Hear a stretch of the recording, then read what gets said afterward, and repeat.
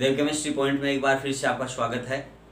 आज हम फिनोल के भौतिक और रासायनिक गुणों के बारे में डिस्कस करेंगे इस वीडियो के अंदर। तो फिनोल के सबसे पहले हम भौतिक गुण देखते हैं। तो भौतिक गुणों के अंदर देखें हम तो फिनोल क्या है, वो जैसे हम देखें कि बॉइलिंग पॉइंट है वो अदर के कंपेरिजन इसके कम होते हैं या ज़्यादा होते हैं। इसके अलावा इसका जो सॉल्युबिलिटी है वाटर के अंदर वो देखेंगे कि सॉल्युबिलिटी वाटर के अंदर ये अदर जो हाइड्रोकार्बन्स है या हमने एरिल हैलाइड पढ़ा है उस एरिल हैलाइड से ज़्यादा होता है, सॉल्युबिलिटी कम होती है। या इसका है बॉइलिंग पॉइंट है वो एरिल हैलाइड से ज़्यादा होता है या कम होता है। या फिर हम इसको देखेंगे कि ये सॉल्युबल एरिल हैलाइड से ज़्यादा है या कम है, इसकी प्रॉपर्टी किस प्रकार की है वो हम थोड़ा सा डिस्कस करेंगे फिजिकल प्रॉपर्टी के अंदर। ठीक है, तो चलिए देखते हैं फिजिकल प्रॉपर्टी पढ़ते हैं हम फिनोल की। फिनोल है वो कलरलेस होता है, ठीक है ना। कैसा होता है वो? कलरलेस। बट जैसे ही ये ऑक्सीजन की प्रेजेंस में आता है तो वहाँ पर थोड़ा सा ये बेंजोक्विनोन का फॉर्मेशन कर लेता है, ठीक है, और उसका कलर है वो हल्का सा गुलाबी हो जाता है। तो यदि इसका ऑक्सीडेशन हो जाता है फिनोल का, तो फिनोल के ऑक्सीडेशन होने से ये थोड़ा सा गुलाबी कलर का होता है, पिंक कलर का होता है। बट यदि ये प्योर स्टेट के अंदर है तो बिल्कुल ही कैसा रहेगा, ये कलरलेस रहता है। यदि हम इसकी स्मेल देखें तो स्मेल में आपने फीलिंग की होगी, इसकी फिनोलिक स्मेल होती है। इसकी जो स्मेल है वो स्मेल को ही नाम फिनोलिक दिया गया है, इसी स्मेल से इसका नाम फिनोल पड़ा है, ठीक है ना। तो स्मेल क्या होती है इसकी? फिनोलिक है। यदि मैं इसको चाहूँ तो आपको बताना है तो लाइबॉय साबुन आती है, लाइबॉय साबुन के अंदर आपने देखा होगा कि एक अजीब सी स्मेल आती है और उस स्मेल किसकी होती है? वो फिनोल की होती है। और उसमें लिखा होता है कार्बोलिक एसिड। क्या लिखा होता है? Carbolic acid. तो ये कार्बोलिक एसिड या अम्ल है, ये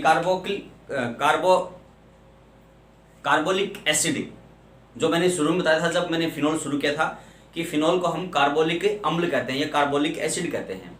तो वो उस साबुन के अंदर होता है, इसलिए उसकी फिनोलिक गंध होती है, ठीक है। तो ये होगा इसका। अदर यदि हम इसके अंदर देखें फिनोल के अंदर तो फिनोल का आपका सोल्यूबिलिटी का या विलेयता का देखें हम कि इसकी विलेयता या सोल्यूबिलिटी है वो किस प्रकार से होती है। मैं 3 लेता हूं, जैसे मैंने एक ले लिया बेंजीन, एक ले लिया मैंने बेंजीन हैलाइड, और एक ले लिया मैंने फिनोल। इन तीनों का कंपैरिजन करें हम, ठीक है, इन तीनों का कंपैरिजन करते हैं तो ये सर्वाधिक सोल्यूबल होता है वाटर के अंदर। बाकी ये सोल्यूबल थोड़ा सा इससे कम होता है और ये बिल्कुल भी सोल्यूबल नहीं होता। क्यों नहीं? क्योंकि इसकी थोड़ी सी नेचर है वो कैसी होती है, सहसंयोजक ध्रुवीय होती है। इसकी भी सहसंयोजक ध्रुवीय होती है जबकि इसकी सहसंयोजक ध्रुवीय नहीं होती, इसमें सहसंयोजक है। तो इसके अंदर देखें कि ये सबसे ज्यादा सोल्यूबल है वाटर के अंदर। कारण क्या होता है कि हम देखें 2 कारण है इसके। एक तो जैसे ही हम इसकी स्ट्रक्चर देखें, इस स्ट्रक्चर में O और H मैंने इसको ऐसे लिख दिया, ये लोन पेयर ऑफ इलेक्ट्रॉन है, ठीक है। अब ये क्या करेगा कि वाटर के साथ इस प्रकार से, जैसे मैंने लिखा H O और H, यहां से क्या करेगा कि ये ऑक्सीजन है किसका? वाटर का। मैं नजदीक लिख देता हूं, O इधर आ गया OH, तो ये वाटर का मॉलिक्यूल है। तो वाटर मॉलिक्यूल क्या कर लेता है कि इसके हाइड्रोजन के साथ क्या कर लेता है? पार्शियल हाइड्रोजन बॉन्ड का फॉर्मेशन कर लेता है। या उल्टा कर ले कि ये हाइड्रोजन है, इधर आ जाए, देखो हाइड्रोजन को मैंने इधर कर दिया, ये H। अब क्या करेगा कि जो वाटर मॉलिक्यूल का जो एक हाइड्रोजन है, वो वाटर मॉलिक्यूल का जो हाइड्रोजन है वो इसके साथ एक हाइड्रोजन बॉन्ड का फॉर्मेशन कर लेता है। अर्थात यूं कहें कि ये वाटर के साथ क्या कर लेता है, एक वीक बॉन्ड फॉर्मेशन कर लेता है या दुर्बल आबंध बना लेता है, जिसको हम क्या कहते हैं? हाइड्रोजन बॉन्ड कहते हैं। क्या कहते हैं इसको? हाइड्रोजन बॉन्ड या H बॉन्ड कहते हैं। ये H बॉन्ड बनाने के कारण ये वाटर के अंदर सोल्यूबल ज्यादा होता है। दूसरा यदि हम इसके अंदर देखें कि यहां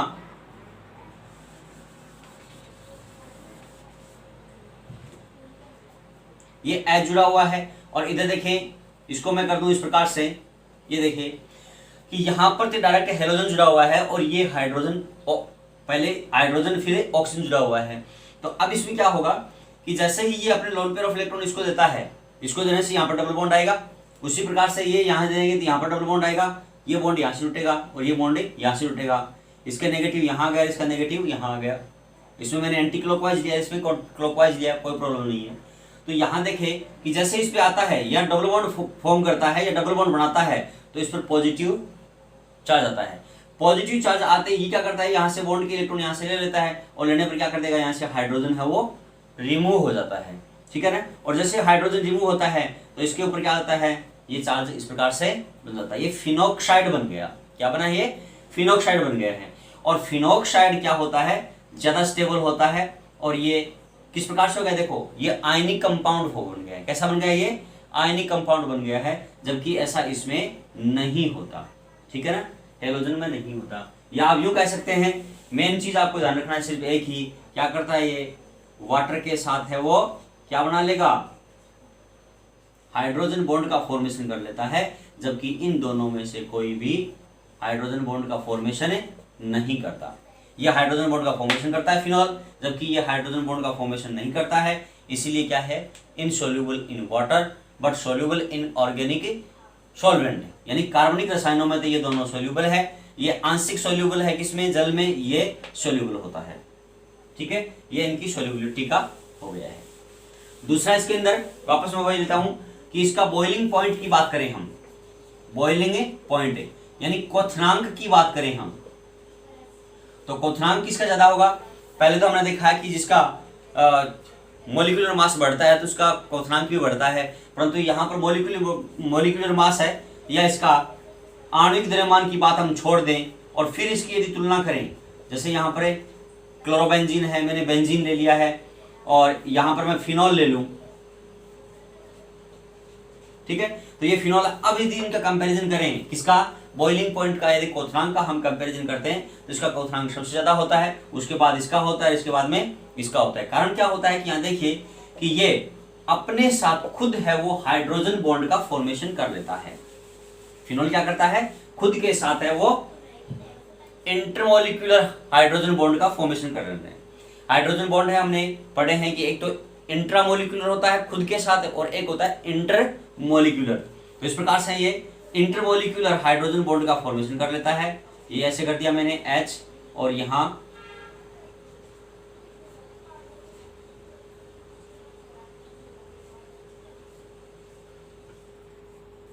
देखिए इस प्रकार से ये हाइड्रोजन बॉन्ड का फॉर्मेशन कर लेता है और हाइड्रोजन बॉन्ड का यहां हम इसको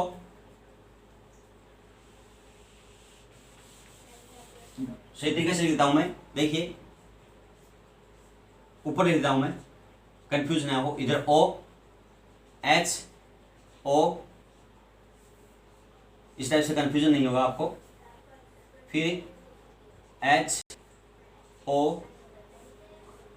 ये देखो इस प्रकार से क्या कर लेता है, ये हाइड्रोजन बॉन्ड का फॉर्मेशन कर लेता है। तो ये देखिए क्या है, यहाँ पर इंटरमोलिक्यूलर हाइड्रोजन बॉन्ड है। कौन सा है ये, इंटरमोलिक्यूलर हाइड्रोजन बॉन्ड है। और ये इंटरमोलिक्यूलर हाइड्रोजन बॉन्ड होने के कारण से क्या करते हैं, एक दूसरे के साथ इनके साथ अट्रैक्शन पावर है या अट्रैक्शन फोर्स है वो बढ़ जाता है।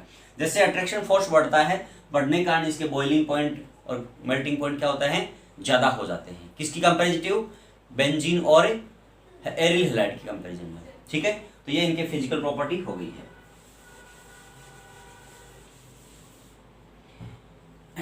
केमिकल प्रॉपर्टी पढ़े उससे पहले मैं एक दो रिएक्शन लेता हूं।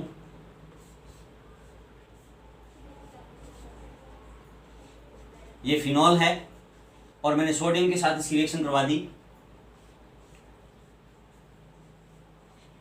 तो बन गया, कल मैंने पढ़ाया भी था, क्या बन गया यहाँ पे, सोडियम फिनोक्साइड और H2 गैस का फॉर्मेशन हुआ है। तो यहां देखिए कि केवल इस H को हटाया है, किसको हटाया, यहाँ पे H को हटा है। दूसरा यदि हम देखें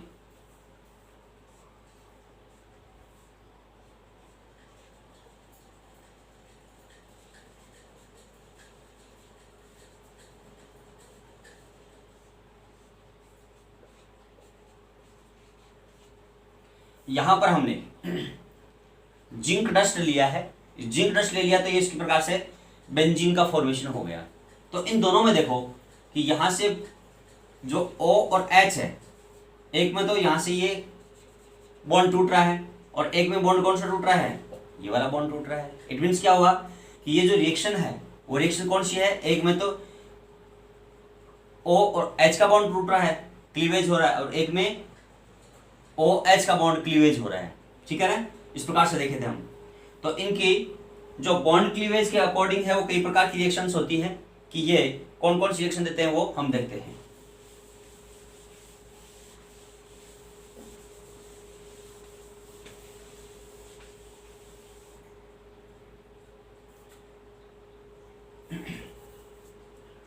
तो पहला है, या इसको मैं ऐसे लिख दूं ArOH, ठीक है ना। तो इसको मैं यहां से हटा दूं तो इस ग्रुप की रिएक्शन देखें हम पहले, reaction of A OH group की। इस ग्रुप में क्या होगा कि क्वेश्चन बनता है कि सिद्ध कीजिए कि फिनॉल है वो एसिडिक होता है। ठीक है, तो हम HCl लें और सोडियम के साथ रिएक्शन करवाएं तो क्या बन जाएगा, NaCl और प्लस क्या बन जाएगा, H2 का फॉर्मेशन हो जाता है। यहां देखो क्या फॉर्म हो रहा है, हाइड्रोजन गैस है वो फॉर्म हो रही है। यहां हमने क्या लिया है, मेटल लिया है, मोर रिएक्टिव मेटल लिया है। यहां क्या लिया हमने, एसिड लिया है। ठीक है, सेम इसी टाइप से है वो फिनॉल भी रिएक्शन करता है। जब हम फिनॉल का रिएक्शन है वो किसके साथ करवा दें, मेटल के साथ, सोडियम के साथ रिएक्शन करवा दें तो क्या बना लेगा, ये हाइड्रोजन गैस फॉर्म कर लेता है, ONA सोडियम फिनॉक्साइड, और प्लस कौन सी गैस हो गया, हाइड्रोजन गैस का यहाँ पर फॉर्मेशन हो गया है। नाम क्या है इसका, सोडियम फिनॉक्साइड। नाम क्या है इसका, सोडियम फिनॉक्साइड का फॉर्मेशन हो गया है। ठीक है, तो यहां पर ये H2 गैस का फॉर्मेशन ये सिद्ध करता है, प्रूव करता है कि फिनॉल कैसा होता है, एसिडिक इन नेचर होता है या अम्लीय प्रकृति का होता है। ठीक है, इसको यदि आप बैलेंस करना चाहो, जिस प्रकार से इसको बैलेंस किया वैसे ये बैलेंस हो जाएगा। इसको हमने एसिड को कितने से किया है, 2 से मल्टीप्लाई है, तो सोडियम कितने किया है, 2 से मल्टीप्लाई है, तो इसको शॉर्ट को किससे किया है, 2 मल्टीप्लाई, तो ये क्या हो गया, इसका बैलेंसिंग हो गया। ठीक है, तो हाइड्रोजन गैस का फॉर्मेशन करता है, इसका मतलब क्या हो गया, ये एसिडिक इन नेचर होता है।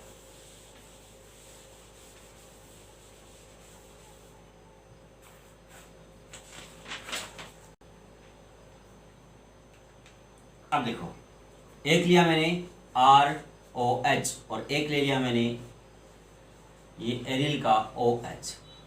ये भी हमने देखा था कि अल्कोहल की रिएक्शन हम सोडियम के साथ करवाते हैं, पोटेशियम के साथ करवाते हैं तो भी कैसा होते हैं, हाइड्रोजन गैस H2 गैस का फॉर्मेशन करता है, और ये भी करता है। तो दोनों एसिडिक है। तो अब हम दोनों के अंदर कंपैरिजन करें कि ज़्यादा कौन सा एसिडिक है।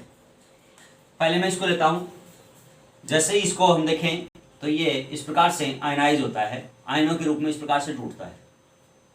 इसको क्या बोलते हैं, एल्कोक्साइड। क्या बोलते हैं इसको, एल्कोक्साइड। ठीक है, ये एल्कोक्साइड आयन बना लिया।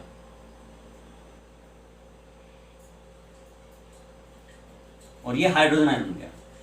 ये एल्कोक्साइड जो बन रहा है, इस एल्कोक्साइड के अंदर हम देखें कि इन दोनों में से जो अब ये एल्कोक्साइड बन रहा है वो अधिक ज्यादा स्टेबल होगा, या जो फिनॉल का जो फिनॉक्साइड बनेगा वो ज्यादा स्टेबल होगा। देखते हैं,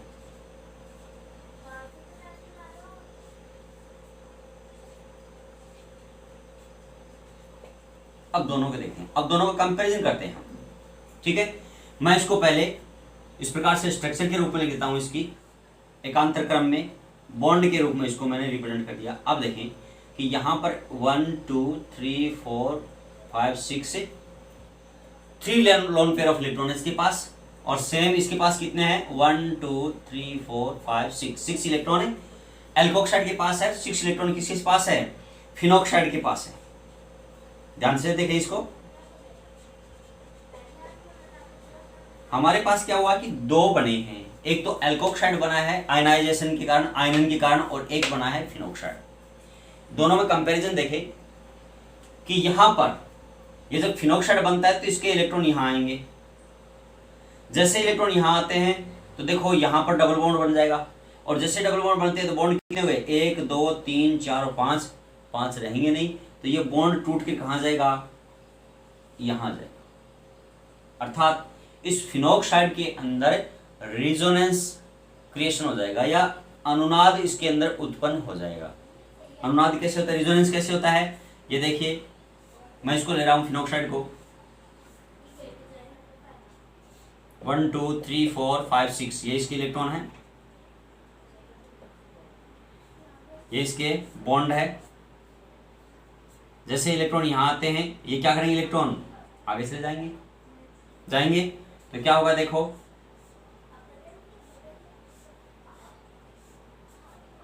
डबल बॉन्ड और यहां पे नेगेटिव, ये बॉन्ड पहले से पड़े हैं, ठीक है।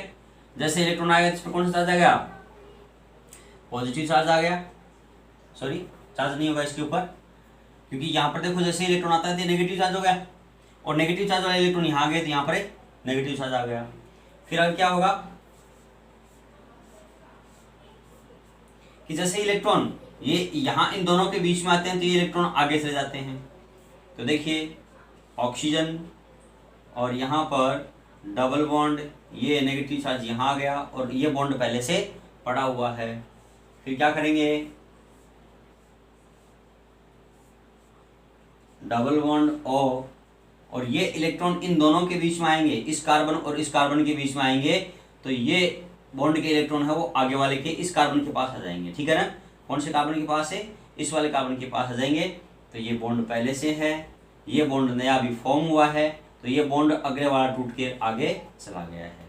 अब क्या करेगा कि ये बॉन्ड जो इलेक्ट्रॉन है कार्बन के इन दोनों के बीच में आएंगे, तो ये इलेक्ट्रॉन वापस ग्रहण कर लेगा अपने, और इस प्रकार से इसकी स्ट्रक्चर हो जाएगी।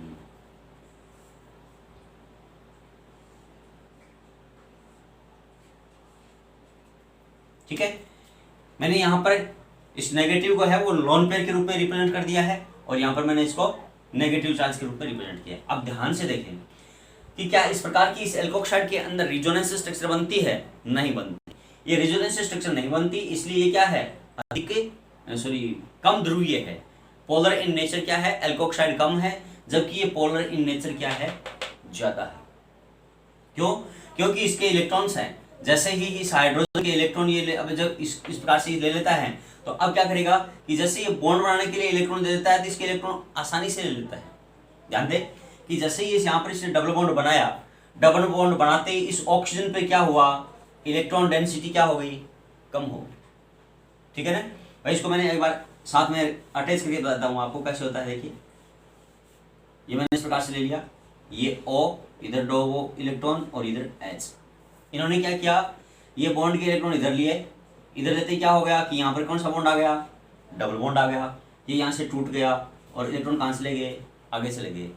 तो यहाँ देखिए इसके ऊपर चार्ज कैसा आया, पॉजिटिव चार्ज आया, और ये पॉजिटिव चार्ज आने पर इस जो हाइड्रोक्सिल ग्रुप का जो ऑक्सीजन है, इस ऑक्सीजन पर इलेक्ट्रॉन डेंसिटी कम हो गई, यानी इलेक्ट्रॉनों की कमी आ गई।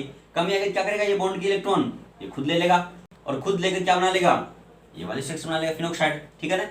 ये इलेक्ट्रॉन खुद ले लेगा, तो यहाँ से क्या कर देगा, ये हाइड्रोजन यहाँ से अलग हो जाएगा, और क्या करेगा, यहाँ पर डबल बॉन्ड और प्लस से H प्लस बना लेगा। क्या बना लेगा, H प्लस। इस प्रकार से इनका आयनन है वो इजीली हो जाता है, जबकि इसका आयनन इजीली नहीं होता। क्यों, क्योंकि इसके पास देखो जैसे ये ऑक्सीजन है, ये ऑक्सीजन के इलेक्ट्रॉन एल्किल ग्रुप को नहीं दे पाता, परंतु ये यहाँ पर फिनोल के अंदर है, ये यहाँ पर अपने जो दो इलेक्ट्रॉन है या एक लोन पेयर इलेक्ट्रॉन है, यहाँ बॉन्ड बनाने के लिए काम में लेता है रिजोनेंस स्ट्रक्चर के अंदर या अनुनादी संरचना में, जिस कारण से क्या हो जाएगा कि इस बॉन्ड इसके पास ऑक्सीजन के पास से इलेक्ट्रॉन डेफिशिएंसी कम हो जाती है या इलेक्ट्रॉन घनत्व कम हो जाता है, और ये यहाँ से हाइड्रोजन के इलेक्ट्रॉन लेकर हाइड्रोजन को H प्लस को त्याग देता है। इस प्रकार से ज्यादा एसिडिक होता है, ठीक है। तो आपको अच्छे से याद हो गया कि एसिडिक नेचर में ज्यादा कौन है, वो फिनोल होता है। क्यों, क्योंकि फिनोल में क्या होगा कि अनुनादी संरचना के अंदर फिनोल में जो हाइड्रोजन है, उस हाइड्रोजन का एक इलेक्ट्रॉन ऑक्सीजन ग्रहण कर लेता है। क्यों, क्योंकि ऑक्सीजन जैसे ही बेंजीन की वलय के साथ रेजोनेंस स्ट्रक्चर बनाता है या अनुनाद संरचना का निर्माण करता है, तो उसमें ऑक्सीजन के इलेक्ट्रॉन वलय के ऊपर चले जाते हैं, बेंजीन वलय के अंदर, जिस कारण से हाइड्रोक्सिल ग्रुप के ऑक्सीजन पर इलेक्ट्रॉन घनत्व में कमी आ जाती है और वो हाइड्रोजन से एक इलेक्ट्रॉन लेता है तो हाइड्रोजन को आसानी से त्याग कर देता है। इसलिए क्या होता है, ये ज़्यादा एसिडिक नेचर होता है, क्योंकि जितना जो आसानी से हाइड्रोजन त्यागता है या रिमूवल करता है वो उतना ही अधिक क्या होता है, एसिडिक होता है। जबकि इस प्रकार से न तो इसके अंदर रेजोनेंस है इसमें एल्कोहल के अंदर, और न ही इस प्रकार से ये आसानी से हाइड्रोजन को रिमूव कर पाता है या त्याग पाता है। तो एसिडिक नेचर में कौन ज़्यादा हो गया, फिनॉल हो गया है।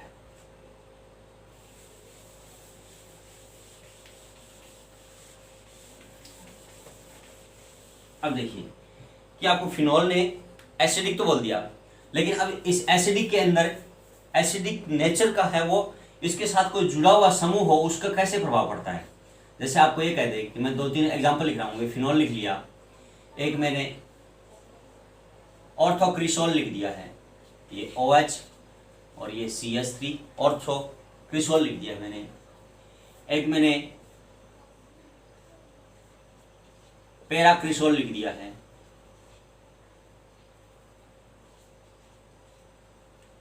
एक मैंने मेटाक्रिसोल लिख दिया है,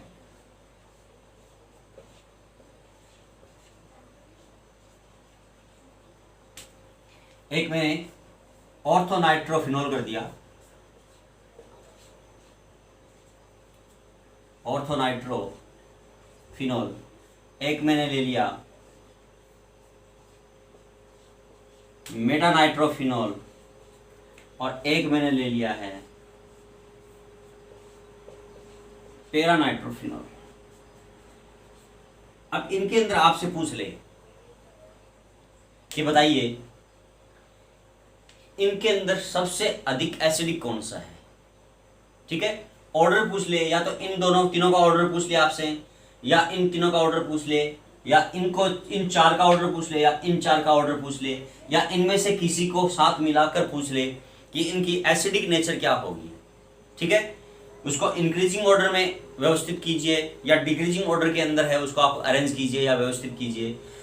अम्लीय प्रकृति के बढ़ते हुए क्रम में या अम्लीय प्रकृति के घटते हुए क्रम में इसको अरेंज करना हो या व्यवस्थित करना हो तो किस प्रकार से करते हैं वो ध्यान रखना आपको। ठीक है, देखें कि यहां पर तो देखो मैथिल ग्रुप आया है, सबके अंदर क्या है, मैथिल ग्रुप है। और मैथिल ग्रुप क्या होता है, इलेक्ट्रॉन डोनेटिंग ग्रुप होते हैं।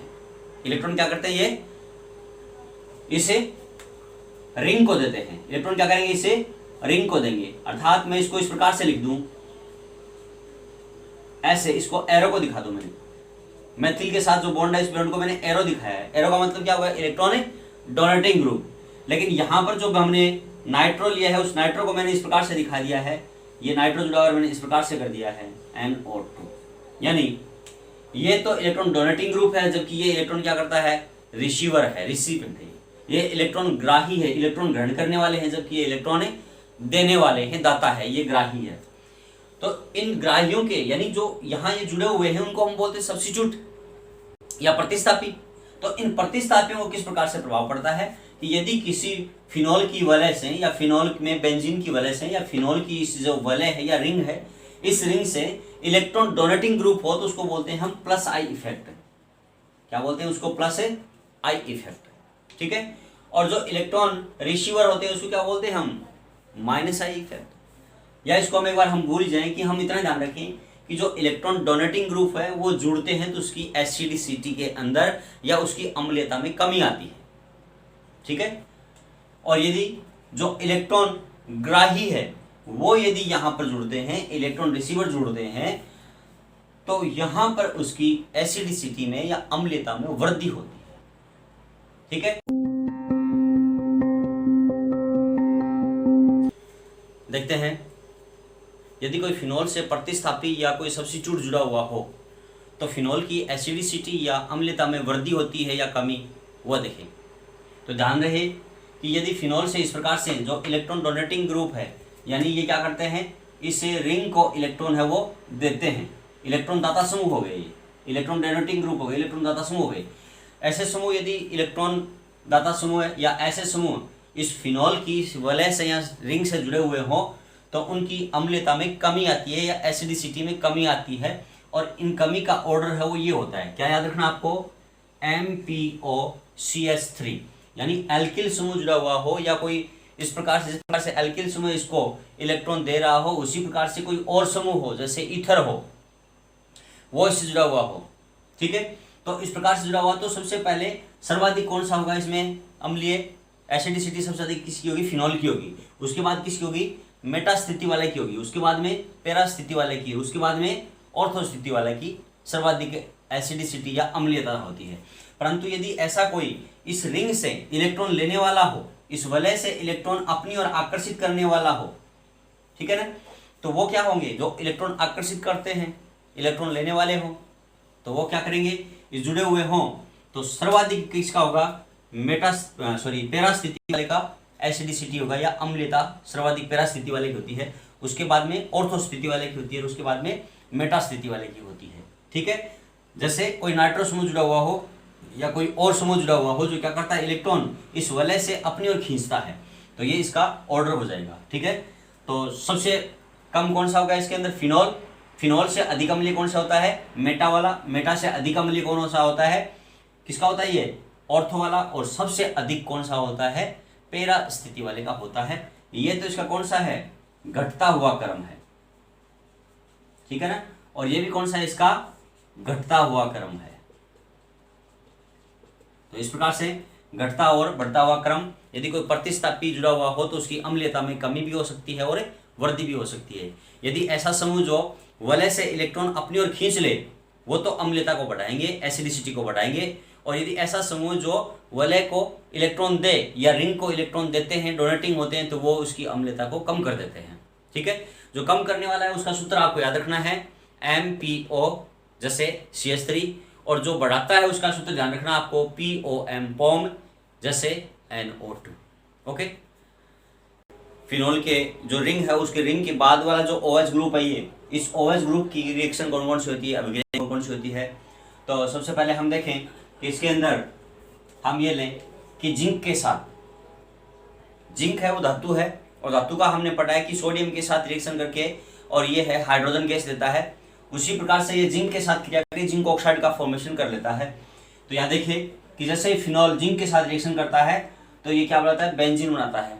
और ये राजस्थान बोर्ड एग्जाम के अंदर, RBSC के अंदर और CBSE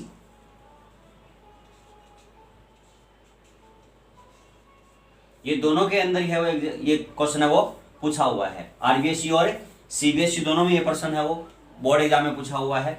इसके अलावा ये कई कंपटीशन एग्जाम में पूछा हुआ है कि जब हम फिनॉल का रिएक्शन है वो जिंक के साथ करवाते हैं, शुष्क जिंक या जिंक डस्ट के साथ करवाते हैं या जिंक चूर्ण के साथ करवाते हैं, तो क्या बनता है, बेंजीन बनता है। तो यहाँ देखिए, यहाँ पर बेंजीन का ऑक्सीकरण हुआ है, अपचयन हुआ है, क्योंकि यहाँ से हाइड्रोक्सिल ग्रुप अलग हुआ है OH से, तो यहाँ पर हाइड्रोजन जुड़ा है, तो क्या हो गया, यहाँ पे अपचयन हुआ है, रिडक्शन हुआ है। दूसरी रिएक्शन में देखिए हम PCl5 के साथ, जिस प्रकार से हमने एल्कोहल के साथ PCl5 की कराई थी, उसी प्रकार से यहाँ पर फिनॉल के साथ है वो रिएक्शन होती है। लेकिन दोनों में थोड़ा सा अंतर है कि यहाँ पर, वहां पर भी एल्किल क्लोराइड बना था और यहाँ पर बेंजीन क्लोराइड बनता है।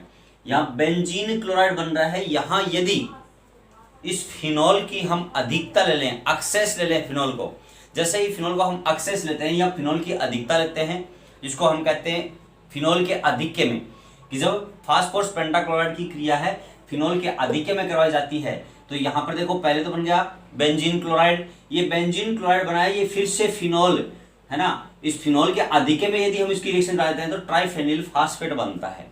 किसके, यदि हम इस फिनॉल की रिएक्शन फास्फोरस पेंटाक्लोराइड के साथ करवाते हैं और इसका आधिक्य न लें, तब तो केवल क्या बनेगा, क्लोरोबेंजीन बनेगा या बेंजीन क्लोराइड बन जाएगा। परंतु यदि हम फिनॉल का ले आधिक्य, यानी फिनॉल को एक्सेस के रूप में लें, अधिकता में लें, और PCl5 को हम कम लेते हैं, तो ये फिनॉल किसका निर्माण कर लेता है, इसको आप डायरेक्ट इस प्रकार से भी प्रदर्शित कर सकते हो। इस रिएक्शन को आप इस प्रकार से भी प्रदर्शित कर सकते हो, यानी इसका हम आधिक्य ले फिनॉल का, तो बनता है ट्राइफेनिल फास्फेट का फॉर्मेशन होता है। उसी प्रकार से अमोनिया के साथ रिएक्शन करता है, तो अमोनिया को देखो, इसको आप लिखने का तरीका है और दूसरा कर सकते हो कि जब अमोनिया के साथ रिएक्शन करता है तो मैं इस H को एक बार इधर रख देता हूं और NH2 ऐसे लिख दिया। मैंने अमोनिया को है एक H के रूप में और एक NH2 के रूप में कर दिया है, तो तो यहां से देखिए ये एक वाटर के रूप में है, रिमूव हो जाएगा इसका हाइड्रोक्सिल ग्रुप और ये H ग्रुप। तो यहां पर क्या बन जाएगा, एनिलीन का फॉर्मेशन हो जाता है। ठीक है, तो एनिलीन का फॉर्मेशन है, ये भी एग्जाम में पूछा हुआ है कि जब फिनॉल का रिएक्शन है ये अमोनिया के साथ करवाते हैं तो क्या बनता है, तो फिनॉल से ये देखिए यहाँ पर एनिलीन का फॉर्मेशन हो रहा है। जब हम नाइट्रोजन कंपाउंड पढ़ेंगे या हम एमीन पढ़ेंगे उसके अंदर एनिलीन भी आएगा। एरिल एमीन के ये निर्माण की विधि होगी। देखो फिनॉल का रिएक्शन अमोनिया के साथ कराते थे, एनिलीन बनता है, अर्थात ये प्रिपरेशन मेथड किसका हो गया है, एनिलीन का प्रिपरेशन मेथड हो गया है। यहाँ पर ये फिनॉल का फास्फोरस पेंटाक्लोराइड के साथ रिएक्शन करवाई तो ये प्रिपरेशन मेथड किसका हो गया है, एरिल क्लोराइड का प्रिपरेशन मेथड हो गया है। ठीक है ना, यानी निर्माण की विधि हो गई है। और यहाँ पर क्या हो रही है, फिनॉल का रासायनिक गुण हो रहा है। ठीक है, तो मैंने आपको कह रखा है कि कोई अभिक्रिया किसी की निर्माण की विधि हो सकती है तो वही अभिक्रिया किसी का रासायनिक गुण भी हो सकता है, केमिकल प्रॉपर्टीज भी हो सकती है। जैसे यहाँ पर देखें फिनॉल रिएक्शन कर रहा है किसके साथ है, फास्फोरस पेंटाक्लोराइड के साथ कर रहा है, तो यहाँ पर क्लोरोबेंजीन बनता है। ये क्लोरोबेंजीन निर्माण की तो विधि हो गई, परंतु ये रासायनिक गुण किसका हो गया, फिनॉल का रासायनिक गुण हो गया है जो फास्फोरस पेंटाक्लोराइड के साथ क्रिया कर रहा है। उसी प्रकार से जब हम इस फिनॉल की अमोनिया के साथ क्रिया करवाते हैं तो यहाँ पर एनिलीन बन गया, तो ये फिनॉल का रासायनिक गुण हो गया या रासायनिक अभिक्रिया हो गई, परंतु एनिलीन के निर्माण की ये विधि हो गई है। उसी प्रकार से देखें हम एस्टरिफिकेशन। एस्टरिफिकेशन का मतलब क्या होता है कि एस्टर ग्रुप का जुड़ना। जैसे यहाँ देखिए कि यहाँ इसको एस्टर से लिखते हैं हम, जैसे मैंने यहाँ एक लिख दिया R, फिर C डबल बॉन्ड O और O और ये R कर दिया, तो ये क्या है, एस्टर बन गया है। तो इस एस्टर ग्रुप में देखो इसके अंदर है ये R है, ये AR ले लिया है, तो ग्रुप कौन सा बन गया, ये एस्टर ग्रुप बना है। किससे बना कि एस्टर ग्रुप बनाने के लिए आपको ध्यान रखना है कि या तो हम क्रिया करवाते हैं कार्बोक्सिलिक अम्ल के साथ, किसके साथ कराते हैं, कार्बोक्सिलिक अम्ल के साथ। कार्बोक्सिलिक अम्ल के साथ क्रिया न करवाते हैं तो किसी हम एनहाइड्राइड के साथ भी रिएक्शन करवा सकते हैं। किसके साथ है, एनहाइड्राइड के साथ। यहाँ पर ये ले लिया कि यहाँ पर ये एल्किल ग्रुप है, ये एल्किल ग्रुप है, ये एनहाइड्राइड है, और एनहाइड्राइड को आप इस प्रकार से भी लिख सकते हो RCOO और O। क्यों, इसको दो भागों में बांटा तो ये RCO एक आएगा, RCO तो ये RCO, इधर भी RCO तो ये RCO, और यहाँ बीच में क्या गया O तो ये O लिख दिया मैंने, क्या बन गया ये एनहाइड्राइड। या तो हम एनहाइड्राइड के साथ रिएक्शन करवा दें और या हम किसके साथ कराएं, कार्बोक्सिलिक अम्ल के साथ रिएक्शन करवाते हैं। जैसे इन दोनों के साथ रिएक्शन करवाते हैं तो हमें उपस्थिति किसकी लेनी पड़ती है, अम्लीय उपस्थिति है। और इस अम्लीय उपस्थिति के अंदर या एसिडिक मीडियम के अंदर है ये फिनॉल है, वो कार्बोक्सिलिक अम्ल के साथ रिएक्शन करता है, या एसिटिक एनहाइड्राइड या किसी एनहाइड्राइड के साथ रिएक्शन करता है तो किसका निर्माण बनाता है, ये फेनिल एस्टर का फॉर्मेशन करता है। यदि यहाँ पर मेथिल ले लेते हैं तो फेनिल एसीटेट बन जाएगा। ठीक है ना, यहाँ मेथिल एक CH2 और CH3 ले लेते हैं तो वो बन जाएगा फेनिल प्रोपेनोइड बन जाएगा। ठीक है ना, इस प्रकार से जैसे जैसे आप कार्बन बढ़ाते हो वैसे वैसे इसका उत्पादन बन गया।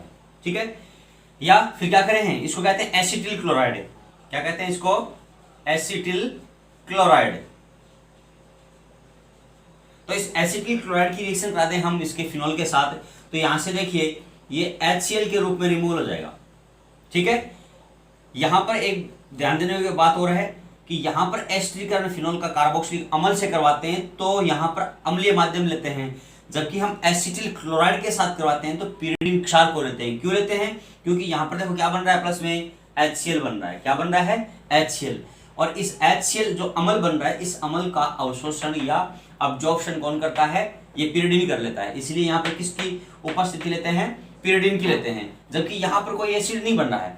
यहाँ पर देखो वाटर बन रहा है, एसिडिक नहीं बन रहा है, इसलिए ये एसिडिक मीडियम हो चल जाता है। परंतु यहाँ पर हमें इस एसिड को अलग करने के लिए यहाँ pyridine उपस्थित होना कंपलसरी होता है, इसलिए pyridine लेते हैं।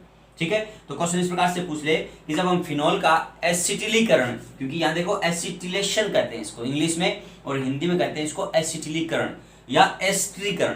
क्यों कहते हैं, क्योंकि यहाँ पर एस्टर का निर्माण हो रहा है।